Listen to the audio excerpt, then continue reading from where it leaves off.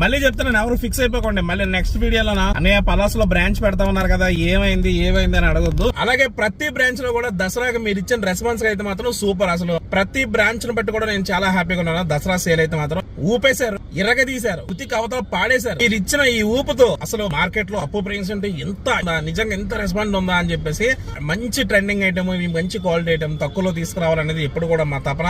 సరే దీని విషయం అలా ఉంచండి. సరదాగా పలాస వచ్చాను, మా అత్తరు మందసా కాబట్టి మందసా వచ్చి పలాస చూద్దాం వచ్చాను. పలాస బాగా ఎప్పుడో డెవలప్ అయిపోయింది, ఇప్పుడు కాదు. సో అందుకనే అప్పు ప్రైన్స్ ఇక్కడ పెడితే పలాసలో పెడితే ఎలా ఉంటది అనేది కామెంట్ చేయండి. పలాసలో బ్రాంచ్ పెడితే ఎలా ఉంటుంది. అప్పు ప్రైన్స్ అంటే మీకు ఆల్రెడీ ఐడియా ఉంది, మార్కెట్ ఎలా ఉంటుందో, మన ప్రైజెస్ ఎలా ఉంటాయో, మన క్వాలిటీ ఎలా ఉంటుందో. మీకు నచ్చిన కామెంట్ మీరు రాయండి.